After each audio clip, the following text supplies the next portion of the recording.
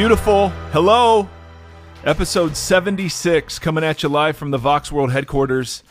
And they said we wouldn't last, Andy. No. They said we'd never top 70, and here we are sitting at 76. The nice thing is we are now at approaching Andy's weight. And, we did his age in the 40s. Now we're getting to his weight, which is fantastic. I just want to say hello. Thank you for everyone that came out to the live show last week. For those of you that had RSVP'd and forgot, it's our fault. We didn't remind you. But we're so grateful that, I don't know, what is it, 60 or 70 or 50 or whatever it was. Great. Came out. So thank you for that. And our Patreon supporters, guys, seriously, thank you. You guys are ridiculously encouraging and supportive, and we're very, very grateful. Mm-hmm. Andy, you doing okay? Anything big going to happen in the next couple of weeks here for you? There is this little package my wife has been carrying around for 8.5 months. So she's about to deliver that in a couple weeks. Oh, okay. Uh-huh. I thought you were talking about the little package you carry around, but I didn't realize. Okay, so you're talking about a child. I'm talking about a child. That's right. So, Mercedes, Andy's wife, is about to give birth in the next couple of weeks. Yep. Yeah. Do you want to give any specifics, or is this a reveal? Oh, this is it's a boy. Okay. His name is Shepherd. And I guess that's about as specific every Christmas. as I get. So every Christmas, when you read the shepherds he's in. Shepherds were at their fields, watching over their flocks. Yep. And God appeared to the shepherds, and it's like, this is you, man. Yeah. This is your role. So Shep, are we gonna shorten it at all? Yeah, I'd go with Shep. Okay. Not Perd. No. Hi, Perd. Okay, excellent. The newscaster from Parks and Recreation. His name was Perd. Goodness. Perfect. So Shep, we're excited about Shep. If you get some solo mic podcasts, that's what's happening. Yeah. And we'd all be grateful, I think, for that time. Just you and me. So that's big. I don't know, man. There's so much going on. It's absolutely ridiculous. The great thing for me, we're recording this on a Thursday. It's the night or the day of the NFL draft, and my Cleveland Browns hold the 1st and 12th pick, and in the first round, and it is always a yearly joy to watch them screw this up so magnificently. And so I'm excited to see what sort of chaos, 3 years from now when we look back at this draft about how horrible it was, because that's what we've done to every other one in the last 20 years. That's how I feel going to other church services sometimes. Wow. And ours included. Oh, well, that's true. Yeah, I was going to say if you want to see a catastrophe, sitting around and just watching how this is going to get screwed up. Yes. Yeah, that sounds like Vox right there. All right. So, I'm a very large social media presence. Yeah. I have a very large social media presence. Mm-hmm. Literally and figuratively. And not really. Andy does a lot. It helps me a lot. But there was a hashtag running around Twitter this week that I thought was interesting. Things only Christian women hear. Yeah. And so I collected a few of the choice ones. I thought I'd read those, and then we'd have a talk about this. And I'm not going to give shout outs. I mean, they're written by all kinds of different people.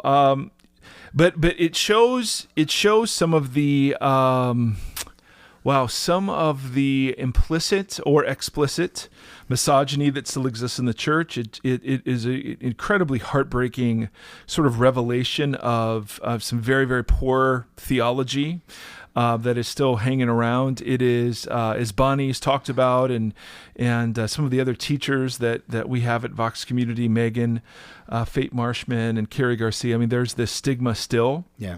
About somebody who's a female pastor. I heard I was Facebooking, which I never do, messaging somebody who's a pastor at a very, very well-known church, and she just was saying, it's brutal to be a woman pastor in that environment. But she's a women's pastor, so it's okay. She can pastor women. Yeah. So here's some of the things only Christian women hear. You can teach the women and children, you just can't teach the men. You're an amazing leader. You'd make an excellent pastor's wife someday. Women are too emotional to be leaders and pastors. Okay, now, and I've seen this. Okay, you can teach, but there has to be a male leader in the room when you do. Mm-hmm. Women can write theology books, but not teach theology. You will be able to preach, but we will let the congregation know the elders reviewed and okayed the message. There are only a few women used as leaders in the Bible, but those were because there were no men available. Wow. Like at the end of when Jesus died, right? And and Mary and Martha were there because the apostles were not. Do not start using biblical facts. Biblical womanhood can be defined by marriage and motherhood. We have female directors who are like pastors, except in title and authority. So that's one of the ways churches are really, really inconsistent. Is they'll have a director of ministry, yes, and not call it a pastor, right? But give authority. I mean, it's just the double standards on some of this stuff. Women have the ability to give and nurture life. Is that not enough? Girl, don't buy a house. How is your husband supposed to feel like a man if he doesn't buy your first one? What? Yep. Your clothes can cause boys to sin. I know women who have heard this. Do you think not doing your wifely duties enough caused him to cheat on you? Oh my goodness. You're too strong. You've got to let him lead if you want a man. Let's see. You can't be, if we can't meet at Starbucks, just the two of us, it might give the appearance of evil. I can affirm your gift of teaching to women and children. You know too much about the Bible. You will be too intimidating for a guy to marry. How will they lead you? Wait. What's the measure of too much? I'm just pulling out the choice ones. I noticed your preaching conference has all male leaders, she said. They responded by saying, we have a women's track for the first ladies. I guess the pastor's wives is what that meant there. You have tremendous leadership gifts. Too bad you weren't born a man. We appreciate you volunteering for years, but now that we have to pay somebody, it's got to be a man. We don't permit women to preach, but you can share. Men will look at you and be tempted to sin. We say this to 12-year-old girls. I was ashamed until my 20s. Jen Hatmaker said, preached at a huge church once. The intro to her sermon was, men were going to peek over the ladies' shoulders and listen while Jen shares with them. Yep. Please wear one piece so boys aren't tempted, while the boys can wear whatever they want. Right, especially on stage, full one piece unitar. You're equal to men in value. You just have a different role. God made you to submit to man's final authority. Oh, darling, this single season is that you're in is so precious. Use it for the Lord. He will bring you your man. You can teach other children and other women. You just can't teach men. If you preach, I will get up and walk out. Yeah, I saw that one. Your husband needs to come to the meeting too. I can't be alone with a woman, from my male pastor. Two-piece bathing suits are not allowed. Dress modestly. Men can't control their thoughts, and you don't want to cause them to stumble. But if the senior pastor is a woman, how will I relate to her? To which this young lady responded, how do I relate to a man? So this was interesting, and then the African American community chimed in and said, "Oh, things only Black Christian women hear." Oh, I didn't see that one. Yeah, and of course some men were chiming in, both saying, "Hey, we're sorry about this," and saying, "Hey, you guys are nuts. Just shut up." So of course, here we go, gender issues. But I thought, as I was reading it, I was a bit heartbroken because of the double standards. And the reason I changed my position on this, there were a couple of big reasons. One was I felt like the text and scholarships around some of the controversial texts, scholarship, I should say, around some of the controversial texts changed my mind. I mean, it was Gordon Fee, Craig Keener, Kenneth Bailey, N.T. Wright. I mean, guys that were, and women that were, Sarah Sumner, that were showing there were much different and better ways to understand some of these prohibitive texts. But another reason was just simply some of the double standards. It's like, listen, we let we let women be missionaries overseas, but we won't let them preach and teach here. So if you're, I mean, and that's racist. I mean, not only is it sexist, but it's racist that these other pagan tribes, it's okay if a woman teaches them. Okay. All right. But for us Enlightened Americans, sorry, women, you can't teach us. I mean, Right. I served at a church that had not let women serve communion for 57 years. And I went to the elders and I said, show me the verse. Show me the verse that says women cannot serve communion. I mean, and there, of course, there's not a freaking verse. Right. And their answer was, well, it was just a kind of a cultural thing. Exactly. That's what this is. This is not biblical. This is a couple of verses yanked out of context with a whole lot of men justifying why they should be in charge. Right. And so I know I have great complementarian friends. Complementarians are people who believe that men and women have complementary giftings and roles in the kingdom, and I certainly agree that they do. Mm-hmm. The Bible does not distinguish or does not extinguish differences between men and women. But at the same time, I've really rethought part of my view, and part of it is because of the hypocrisy of the complementarian movement. Right. They'll let people share, but they can't teach. We have commentaries, but women are seminary professors. They write textbooks, but they can't speak on a Sunday. Yeah. I mean, give me a freaking break. They can be pastors, but not senior pastors. I mean, it's they're just unbiblical distinctions. Truly, there's what counts as teaching, right? So is it, and what's old men and young men? I mean, it's just absolutely crazy, and it really seems subjective to the comfort level of the individual church. Yeah. So what I want to do is I want to spend just a little time, and there's a greater application than this. So if you're tuning in and you're just like, oh, really, more women stuff. First of all, you need this. Secondly, there's some guiding sort of anchors in how I interpret the scriptures around these sorts of issues. Mm-hmm. And so I want to go over some of those anchors. Okay. I don't want to get into the specific prohibitive texts, although that would be interesting. And I'll be glad to in another podcast, but that would be literally going through the Bible and talking about Greek words and choices that you make. Sure. Okay, this is more of a meta conversation about how is it when you come to a topic like this, among others, what are the guiding sort of anchors along the way of interpreting the texts? Right. So I want to use this as an example of those anchors. Make sense? Yeah, that's great. I mean, whether this is a side note or a contribution or something to consider, because I think it's easy for us to look at it as complementarian versus egalitarian, and we approach it in that sense too. And I feel like some of what I've kind of heard in other podcasts too, is there's also this layer of authoritarianism, where then it's kind of, it gets to this place where you have this outrageous leadership support, and that's a cultural thing to me, where then all decisions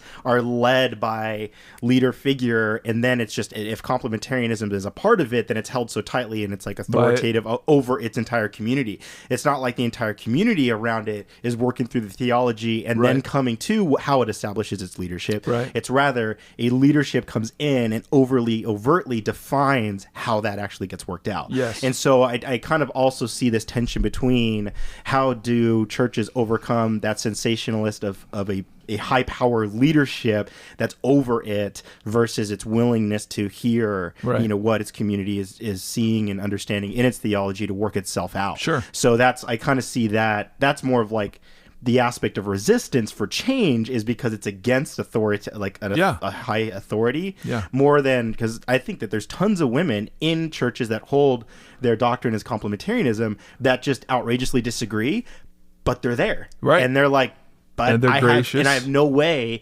to help, influence the leadership in a healthy way that's doing that. Well, so it's funny because we have the reverse at Vox. We have some complementarian women who aren't comfortable with my egalitarian stance. Yeah, sure. And so they're here blessing and serving even though they disagree. Yeah. Which is amazing. And anybody who lives, I mean, you're never going to find a perfect faith community. But the question of who gets to decide what we believe collectively, I mean, that's a huge question. Yes. And plays into the complementarian, egalitarian. Now, again, if these words are new to you, so complementarians typically restrict women's roles in the church somewhere, whether it's at the elder level, whether it's senior pastor, whether it's pastor, whether it's teaching, somewhere along the line. Egalitarians say, yes, of course there are differences, but we see that gifts are poured out by the Holy Spirit, without regard to gender. Mm-hmm. And so the only question about whether somebody should serve in leadership is, is their character one like Jesus, and do they have the gift of leadership, right? Yeah. I mean, that's it. Right. So I want to talk about some of the anchors. And again, I mean, my journey went from wanting to push the boundaries of complementarianism, which I held for years and years and years, but I held it because it was inherited. I didn't hold it because I'd studied it. I held it because that was the view everyone held. Right. And so it was these double standards that began to provoke okay, is this right? I mean, really? And then I got into it and went, oh my goodness. So here we go, anchors. Number one. Now this is assuming, okay, that you hold the Bible in some sort of authority. Now, if you don't, you're not going to care. But if you have some sort of authority attached to it, and you have some sort of motivation to want to honor that authority, that's assumed in what I'm about to say. So, we've had conversations about the Bible before, and man, I love those questions because there's so much to explore. But I'm kind of assuming that we're holding a high view, and we want to honor that in regards to how we organize faith communities of the Jesus following type. So first, the Bible should always be interpreted in a manner that respects both the divine and human elements of it.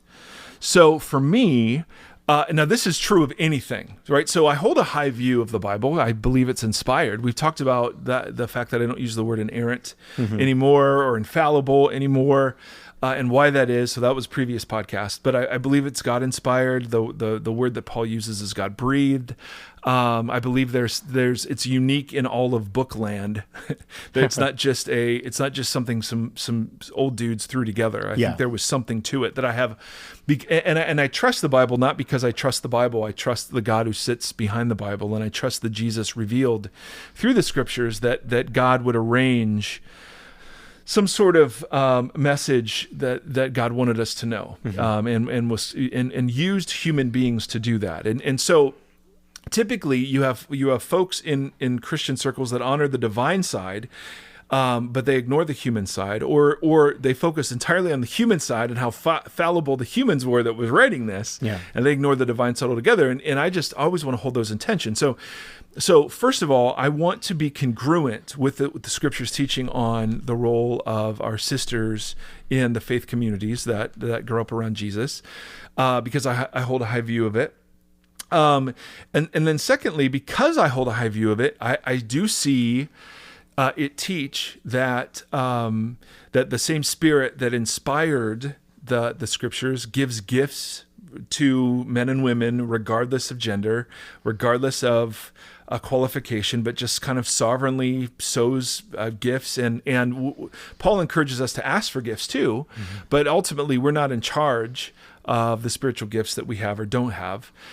We can pursue some or not pursue some, or cultivate them or not cultivate them. But no matter how much I try, the gift of administration, escapes my grasp.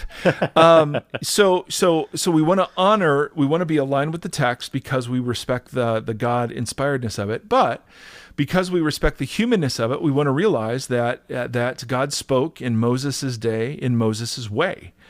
Right, that's Scott McKnight's little slogan. Okay, God spoke in Jesus' day, in Jesus' way. Right, I mean and that's just a shorthand way of saying all Scripture's incarnational. That it was spoken into a context through a language by human agency and human personality, respecting the cultural assumptions and preconditions of the time. So God wasn't teaching on the Big Bang in Genesis, and so on. You have images of how the pre-moderns viewed the way the earth stood on pillars and was surrounded by water, and God doesn't correct that. God uses those images, and we've talked about this. So this shouldn't be anything new or controversial. This is just simply realizing we have to respect the genre of the literature, the context, the audience. I mean, all those huge questions that talk about, okay, what's sitting behind this? Because we're just getting half a story in some of the letters that are quoted against women being in certain positions of leadership. Yeah. Make sense? Yes. So we just have to respect both parts of that. Number two, second anchor. The Bible should always be interpreted in a way that aligns with the practices of Jesus. That's why for so many of us, the problem of the violence of the Old Testament God and the Jesus who's saying, love your enemies and bless those that persecute you, that's why that's such a problem for us. Because we realize the scriptures teach that Jesus is the fullest revelation of what God's like. And if that's true, then what in the world's going on when God commands genocide and when God is, the Ten Commandment, one of the 10 commandments is do not kill, but the punishment for breaking one of the 10 commandments is killing. Yeah. Right? So what? Right.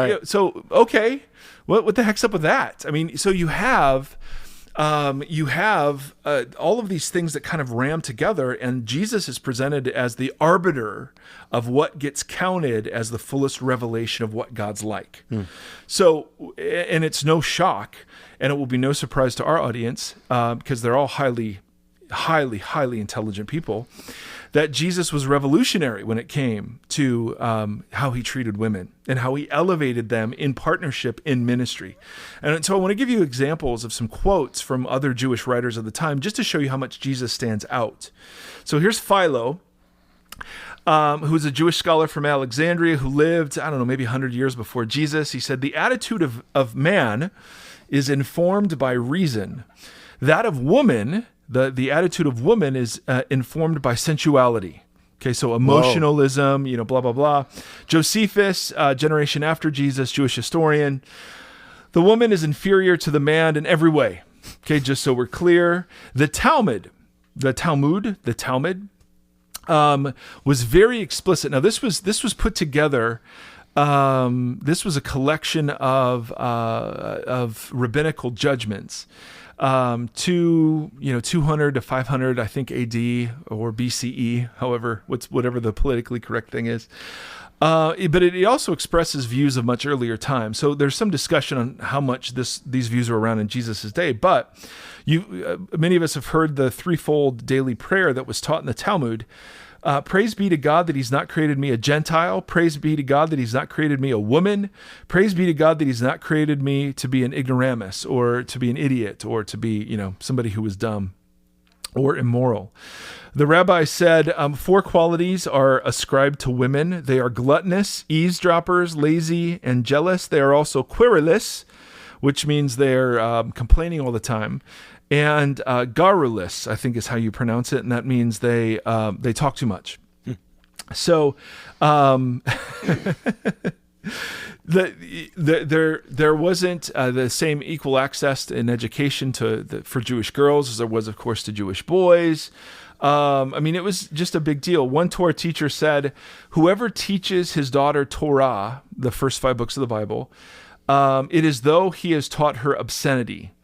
Or one rabbi said, let the words of Torah rather be destroyed by fire than be imparted to a woman. Okay? Now, what Jesus did, Jesus kind of stood out. First of all, Jesus had intimate disciples. Jesus had very close friendships that were women. Jesus was supported by wealthy women in his ministry. Jesus healed, blessed, served, never mocked. None of his parables were ever told at the expense of women. Jesus protected women in the way he answered questions about divorce and adultery. There's this very famous story about Mary and Martha. And I think it's in Luke 11, and they were sisters, and Jesus is sitting in their home, and Martha is occupying the typical woman space in the back of the house. She's preparing a meal, while her sister Mary is occupying a typically masculine space and sitting at the feet of Jesus in the posture of a learner to a rabbi. And Martha complains about this, and Jesus says, no, Mary's actually chosen what's better. Now, I've heard this taught many times to be a parable about busyness. Here's Martha being busy, but here's Mary just sitting at the feet of Jesus. And that's a load of crap. No, it's not about busyness. It's about Jesus granting permission for Mary to assume a place traditionally held by men, that of a learner or a disciple or an apprentice to a rabbi like Jesus. And Martha's sort of resentment of Mary's presumption gets corrected by Jesus. I mean, it's drastic in its implications. Or think about all the firsts of Jesus's ministry. The first news of the incarnation went to who? Mary, the mother of Jesus. The first miracle was performed for a woman. The first Samaritan convert was a woman. The first person clearly told by Jesus that he was Messiah was a woman, and a Samaritan woman as well. The first Gentile, non-Jewish convert was a woman. The first resurrection teaching was given to a woman.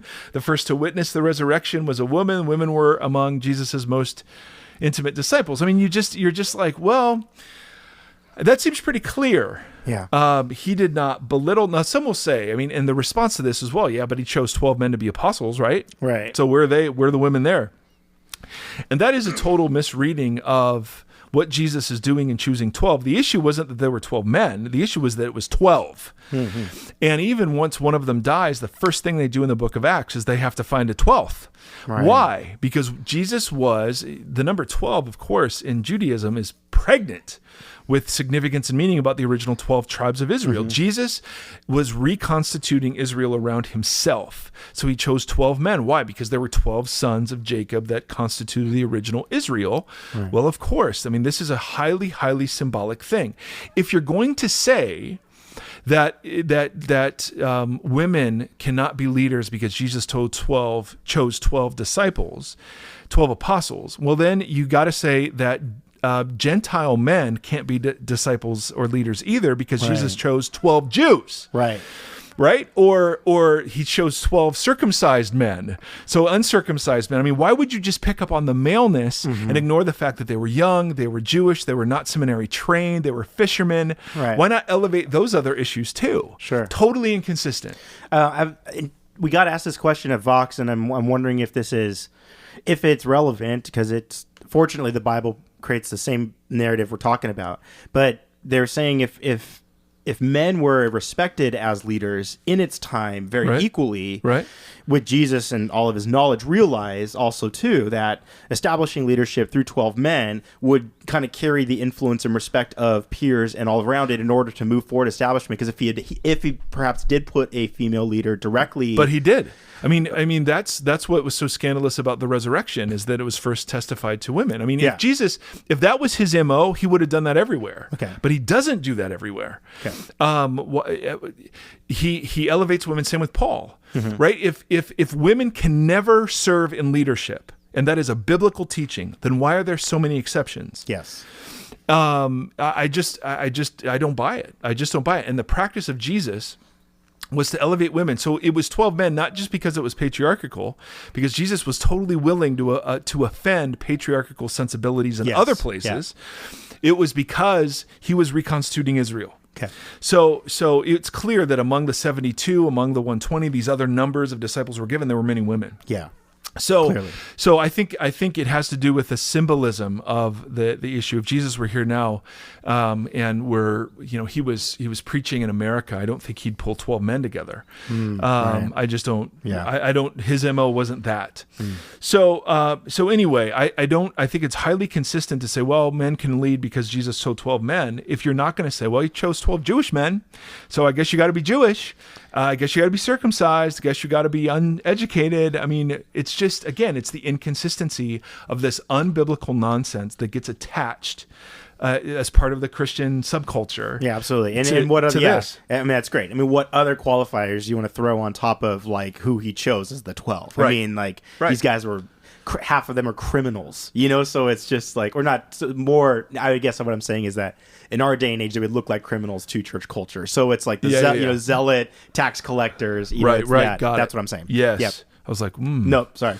All right, Anchor 3. Yeah. Now, again, people, and I have dear friends who are going to disagree passionately on this, and I love them and respect them, and man, there are lots of Jesus-loving people that think I'm totally crazy, and I, in return, think they're totally crazy, and think that they've done much harm, and they think I do harm. So it's a beautiful, lovely family we live in. Yeah. But I want to swing away at what I think are very unbiblical restrictions placed on sisters, and I want our sisters to know that there are people out there who really believe, not as a matter of culture, because our culture's progressed, although that plays a part for sure, and we'll talk about that in a second, but as a matter of textual evidence. We just think there's so much there that gives women permission. Third anchor. The Bible should be interpreted consistent with the redemptive trajectory and the eschatological arc that it takes. Now, here's what I mean. So the redemptive trajectory and eschatological arc. Eschaton, or eschatology, is the study of how the thing ends. What's the last bit of this? And what we get is, very similarly, the picture we get in the last couple chapters of the Bible is very similar to the picture we get in the first two chapters of the Bible. So it's human community living without hierarchy, in fellowship with God and each other, and renewed earth with human bodies. I mean, it's like Garden of Eden Part 2 now in a city. And there's a trajectory that goes. We see it in the teaching about slavery. We see it in the teaching about women. We see it that when God speaks in Moses' day, he speaks in Moses' way. So there are commands about how you treat slaves that are captured, right? That Paul would never have given, because Paul speaks in Paul's day in Paul's way, right? And or God speaks in Paul's day in Paul's way. Is that what I said? Yes. Or did I say Paul? Okay. Sure. So many words coming out right now, and so there's a trajectory that we can trace, and I think what you can trace is the progressive liberation of women. To the place where, Paul in the book of Galatians argues that circumcision, which was only the man, right? Only the man carried the mark of the covenant in the old days, right? In the old covenant, you were supposed to be circumcised, and if you don't know what that is, ask your parents. But that was only a male, right? Right. Paul was making this beautiful argument. Now it's baptism, right? And that God calls. That he calls everybody who joins Jesus through baptism, he calls them sons. Now, he doesn't mean that he makes them male. He means that he gives them the rights of sons in a patriarchal culture. Yeah. That they now stand to inherit. They now stand in favorite status. They now stand as heirs and not slaves. I mean, it was a total elevation of women, that no longer were men only going to carry the mark of the covenant. Now it was going to be women and men carrying the mark of the covenant in baptism, and that they collectively were called sons, as inheritors of all the promises. And then Paul ends with this incredible, in Christ, there's neither man nor woman. It's not male and female. It's out of Genesis, neither man nor woman, Jew or Greek, slave or free. And of course, it's talking about the accessibility of the gospel, of course, but he's also arguing that the distinctions that carried us hostage before are rendered insignificant now in the movement of Jesus. And so now again, we can go into all sorts of defending of that statement, but the point is, that's where the thing's going. He makes us male and female. That gets fallen. Now there's all sorts of tension between man and women. But the redemptive arc is the healing of that tension, so that man, and if you believe in heaven, in the new earth, I shouldn't say in heaven, but in the new earth, in the new heavens and the new earth, if you think women are eternally subordinate to men, then I challenge you on that. And I would argue that if you really think that's how the movie's going to end, then okay, be consistent with being that way now. But if you think that's not how the movie ends, but you think that somehow we should hold on to how it was under the fall and under the curse, but you think God will change it, when he returns. I mean, I just think that's inconsistent. I just think part of what the church is to do is to inhabit and to embody the future today. Right. And so if the future is no hierarchy, no restrictions, no whatever, then we need to inhabit that today. Make sense? Yeah. And with what you're pointing out, like illuminating the text, it's kind of like, it feels like God came through and is changing. That's right. That's what's kind of funny about it, is like, even with what you're saying, because I feel a lot of complementarianism is packed into a lot of stuff Paul had said. in regards to referencing women and men and that type of thing. And I feel like a lot of folks go there, but to your point right there, working from that angle, Paul right there just basically discounted that. Right. So it's just it has to show that there's a misalignment in how that's being looked at. So. Right. And there are beautiful responses by beautiful people to Yeah. everything we're saying. Totally. And I just want to keep saying that because I know we have a lot of complementarian listeners who ping me with, hey, why don't you ever have complementarians on? Mm-hmm. And the answer is because you get all the press. Egalitarianism doesn't get a lot of press. Yeah. And so anyway, and I wouldn't, no, forget it. I was going to make a joke. All right. Number 4, anchor 4. The Bible should also be interpreted in ways that are consistent with the creation accounts. And so this is a hot topic because I don't see any evidence of hierarchy and subordination in the Genesis accounts, and there are some scholars who do. So let me give you a brief thing on Genesis, just because I think it's really important. Number 1, of course, male and female made in the image of God. That is huge and massively significant and vastly underappreciated by how countercultural that was. That men and women equally shared in the vocational call to tend the earth and to expand the borders of Eden, and they vocationally shared in the image bearing, and that both of them together constituted the image of God, not just one of them, not just man by himself, not just woman by herself. It was the both of them together that constituted the image of God. And you then, so that's Genesis 1. And Genesis 2, you get this, and this is where some of the debate comes in. You get this man walking around by himself, and God comes and says, hey, I hate that you're lonely. It's not good that you're alone. Let me create a suitable helper for you. And there's some debate about whether or not the man is androgynous at this point, because man can also just mean human. And the man... because the man gets split now into male and female, and so was the man gendered masculinely or not at this point? And we're not really sure, because Adam means the ground and man can mean human, and so there's a lot of wordplay that's going on that's very, very fascinating. But the point is, God comes and says, I will make a suitable helper for you to alleviate your loneliness. And it's not just relational aloneness, it's vocational and aloneness as well. I mean, there's a lot going on there. And so, of course, suitable helper, we've talked about before.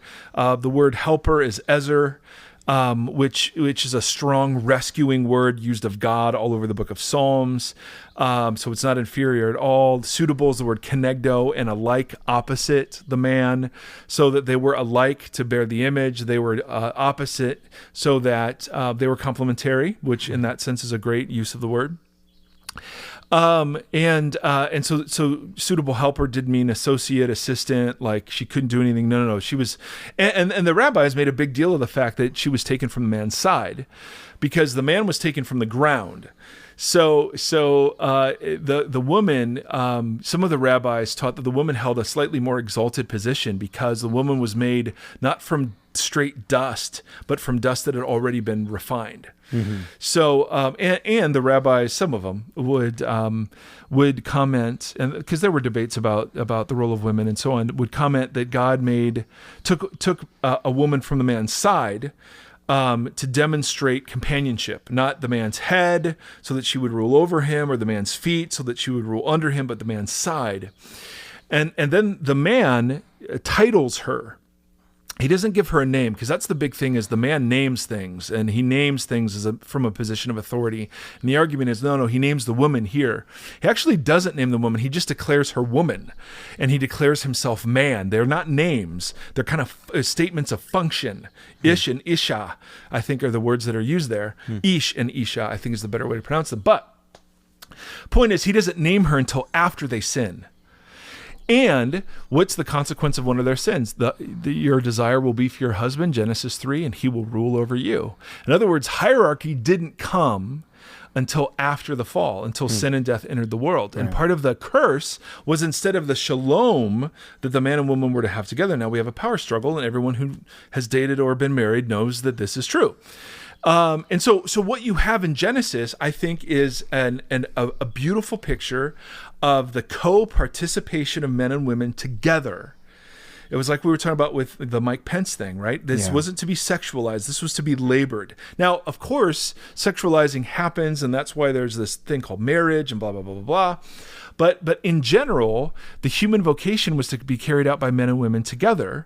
That, yes, there were differences, but nothing in Genesis suggests subordination in leadership, subordination in role, subordination in authority, subordination in hierarchy. There's just nothing there. You got to read that back in. All right? Are you still with me? Yeah, I'm with you. I have this whole other sub layer I'm getting all torn up about over here, but I don't know if we want to go there. I don't think we have time. Well, what's the sub layer? Let's see. Because now I feel like I sit in this tension of like, okay, well then, if we're looking at, we're packaging the conversation in women authority and women leadership.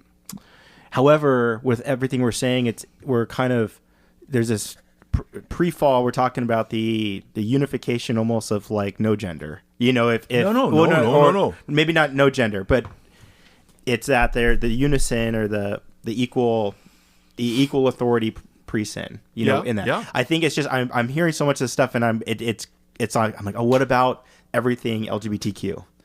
Because it's kind of it's just fascinating. Even with Paul, and there's no man, there's no woman. If in the baptism, this is what it becomes. It's like, I mean, and these are probably more of the affirming conversations. He's not saying that. Yeah. Okay. He's not saying there's no man and no woman in Christ. He's saying there's no male or female as designations that divide. There's no slave or free as designations that divide. So he's see Paul chooses pairs where there was animosity between the two. So freeman and slave, right? Yeah. Slave and master. I mean, of course, there were moral designations attached to those things, and there were social status designations attached to those things, right? So, so Jew and Greek. Yes. Slave or free, male and female, all of that was loaded language. So if I said Republican Democrat, if I said pacifist and ISIS terrorist, if I, so he's choosing pairs that had animosity and that were used to relegate and make social judgments upon. Which, and I think what I would argue then is then in our modern context is not the LGBTQ community versus the traditional marriage community, kind of two sociopolitical things that are at odds with each other in similar relationship to what Paul was referring to. Why are we going on this? That was my point. I said, like, I'm not sure that I want to go here. So that you asked for it. Have we not talked enough? We've talked a little bit about this, but anyhow, maybe it's for later. Andy Bear trying to hijack the conversation. I'm really not. The usurper. Listen, I represent the voice of the people. False. And I have to assume that with this particular conversation, some of the stuff that's in here, that I think some of these thoughts have come up. You can hear already how the traditional case for marriage could be made straight from Genesis. Yeah. And you could hear how people would have to respond to say, nope, this was actually not talking about issues that concern. I mean, there are straight lines from what we just said, but I'm trying, Andy Bear, to stick on this because I got more. And you're doing great. False. So I could bail, and I will bail. You asked for it. Okay, I did. I will know next time.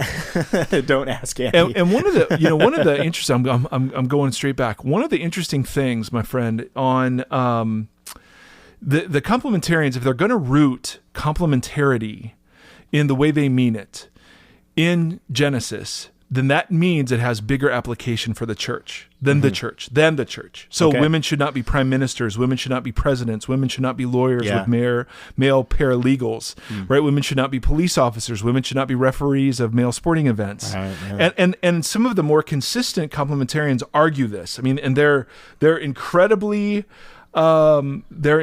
consistent, and I appreciate that because it shows how wrong they are. You can do a reductio ad absurdum on this stuff and go, really? So at the heart, so this is John Piper. At the heart of mature femininity is a freeing disposition to affirm, receive, and nurture strength and leadership from worthy men in ways appropriate to a woman's differing relationship.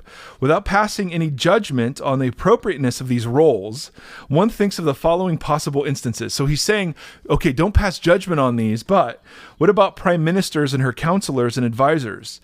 Right? I mean, is that really what you want to do? Does that damage? I mean, he's asking the question: does that damage the nature of femininity in a woman that oversees a man? And does it damage the nature of masculinity in a man that's overseen by a woman? Principals and the teachers in her school, college teachers and her students, bus drivers and her passengers, bookstore managers and her clerks, staff doctors and her interns, lawyers and her aides, judges and court personnel. Right? They conclude this way: one or more of these roles might stretch appropriate expressions of femininity beyond the breaking point. The God-given sense of responsibility for leadership in a mature man will not generally allow him to flourish long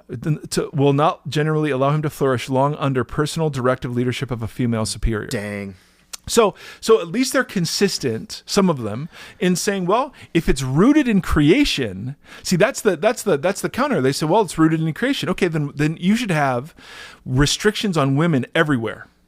Right? Because if women are built to follow and men are built to lead in the ways that you suggest, then we got to apply this everywhere, right? How old? So we shouldn't have female teachers in high school.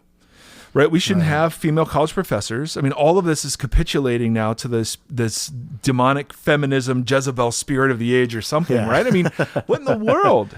So crazy. It is absolutely nuts. crazy. So I just think the anchors sort of, for me, begin to flesh out the answers to an issue like this. It's like, well, no, creation seems, and the eschaton seems, and Jesus seems. I mean, they all seem to be ahead of where culture was. And just a couple of things, and this one is a huge one. We've talked about it before. The Bible should always be interpreted in ways that promote the spread of its core message. In other words, Paul, when you get to Paul and Paul and women, Paul does things and so does Peter. So much of their filter about men's and women's issues is what's going to unnecessarily offend the culture around it. They want to give the gospel the greatest hearing they can give it.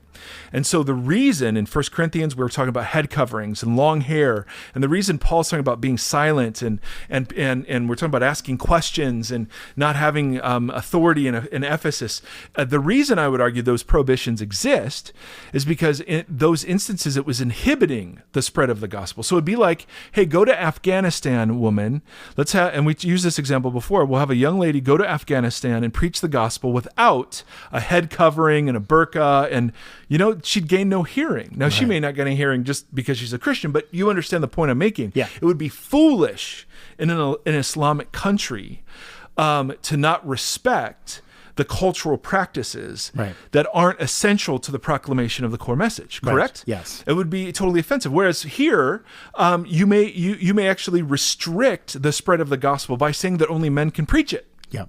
And so the reason I think there are any prohibitions at all is because of this missionary thrust that was at the forefront of Paul's mind in telling men and women how they should act, because the Christian movement was coming under examination not only by Jewish leadership, but in Gentile cities who were wondering, what in the heck is this new cult? And there were all sorts of lies told about the Christian community. They were atheists because they didn't believe in the Roman gods. They were cannibals because they ate the flesh and blood of Jesus. I mean, they had orgies like the other cults of the day. I mean, there were all sorts of misinformation. Paul and Peter and others have that at the forefront of their mind, and when they give instructions in things called household codes, they're telling people, hey, slaves, respect your masters so that you would make the gospel more attractive. Mm-hmm. Now, Paul is ultimately going to argue, about one particular slave master issue in the book of Philemon. No. Hey, treat this person as a brother, right? I mean, this is not a slave. This is a brother in Christ. I mean, you see a glimpse of where he sees this thing going. Yeah.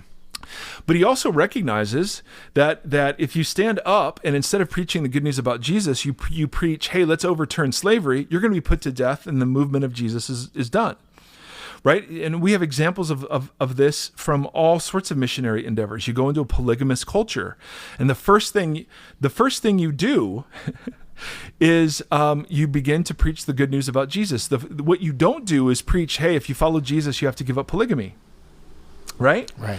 But why? Because polygamy isn't essential to whether or not Jesus is who Jesus said he came to be, right? It's just, so to me, you interpret the Bible realizing that God is a missionary and all of his followers are missionaries, and they're not to impose imperialistically their message on others and seek to convert people and manipulate people and coerce people, but rather they're to make the good news about Jesus embodied and attractive, so that living under the idea that Jesus is Lord is actually a beautiful and freeing thing, that we become more human in so doing. Now, that doesn't mean we won't be at odds with the culture in virtue of following Jesus. It simply means, though, that at the core of Paul's instructions about how men and women were to act in their households and in the faith community is this missionary idea. They were to try to gain a hearing in Gentile cultures. Now, there were things they did that were totally offensive, right? They did not worship the Roman gods. Why? Because they saw that central to the proclamation of Jesus as Lord, right? So they didn't budge on that thing. But there were other things that, Paul's like, hey, listen, does not nature teach us that men, and women are to have different lengths of hair? I mean, that was just a very common, and short hair on women was associated with things, and long hair on men was associated with different things. And you can see the statues of the cities that Paul was talking to and realize, yeah, he's got reasons for these things. He's not just plucking this stuff out of thin air, saying, hey guys, all right, this is how it's going to be everywhere. He's actually arguing, no. For the sake of the message, there are times you have to restrict your freedom. Mm-hmm. And he does this all over the place. Now, we can give 1,000 examples. In fact, I have 10 more pages of notes. Whoa. That we could use, but we're gonna cut it. We're gonna cut it here because I think it'll be fun to hear what people say in response to what we've said thus far, right? But obviously, I mean, this. So some of the counters are things like, well, couldn't you make the same argument for homosexuality and gay marriage, right? That you just made. Same anchors lead you in the same direction. Yeah. Sometimes people will use the topic of slavery and say, well, listen, the same arguments that are used to keep women out of leadership were used, to keep slaves in slavery, and the same counters. And so there's this really interesting book called Slaves, Women, and Homosexuals. I think that's what it's called, by William Webb. It was written in the early 2000s. And it was about the trajectory in the Bible on certain issues. And so his argument was there is a trajectory when it comes to slavery and women, but not a trajectory when it comes to homosexuality, because the consistency of the prohibitions against homosexuality and the references backwards to the garden, at least according to Webb, were what sort of swung that sort of analogy differently than the issue of slaves and women. Yeah. It's an interesting book because he deals with these sorts of issues. And that's the conclusion he comes to, but how he gets there is the fascinating part, because there are all these anchors and you can disagree with the anchors. Again, I want you to know, for those of you who are diehard Christians, this isn't sermon time. This isn't like exegesis time. This is more just talking about having discussions around really huge cultural issues from a Jesus following sort of perspective that honors and respects the fact that not everyone listening is a Jesus follower. And so please understand, there are holes in everything I'm saying that we could fill in, and there's much more to be said, but this gets at least the conversation going. And so when I come to a text, whether it's gay marriage, whether it's abortion, whether it's politics, whether it's women in ministry, on any of these hot topic issues, these are the anchors I use to help sift and sort. Now, of course, you go text by text and you study the original language and the context and the audience, but those are things that are always hanging out in the back of my mind. What did Jesus do? If Jesus is the full revelation of God, then it's got to be consistent with him. Does this have any bearing on the picture we get at the end of the story or the beginning of the story? Was there any missionary concerns about how Paul was answering some of these big questions that could help us understand the teaching he gives in its context? Yeah. So to me, those are all hugely significant, important questions. And there are a couple other anchors along the way too. Wow. So there you go. Bigly. Yes, my first 100 days, I have succeeded bigly. So anyway, my brothers and sisters, we just want to say, as always, thank you. We love your feedback. For our Patreon supporters, we have a Facebook group that we always are very interested. And Sam, you took me to the woodshed yesterday. Oh yeah. And so yeah, Sam was not happy with one of the answers I gave at a Q&A. But see, we love that stuff. Oh, yeah. And so thank you for listening. Thank you for sharing your stories with us. We're super grateful. If you want to ever give us any feedback about the podcast, what's the email? Hello? Yeah, hello@voxpodcast.com. Yeah. I'd love to hear what you guys would love to talk about, what we could do better. I'm open to any other suggestion outside of more Andy. That's the one I simply will not countenance. Is that one? Yeah, the only less Andy affirmation we get is, more grace. What? More? No. I get a lot of affirmations that say less Andy. Yeah, Yeah. I know. So anyway, my brothers and sisters, would love your thoughts on all these things and learn from you. So may the Lord bless you and keep you. May the Lord shine his face upon you and be gracious to you. May the Lord lift up his countenance to you. And in these crazy days, may he give you peace. See ya. Hey, thanks for listening to the Vox Podcast. Learn more about us at voxpodcast.com. Follow us on Twitter at the Vox Podcast. And now support us on Patreon at patreon.com/VoxPodcast.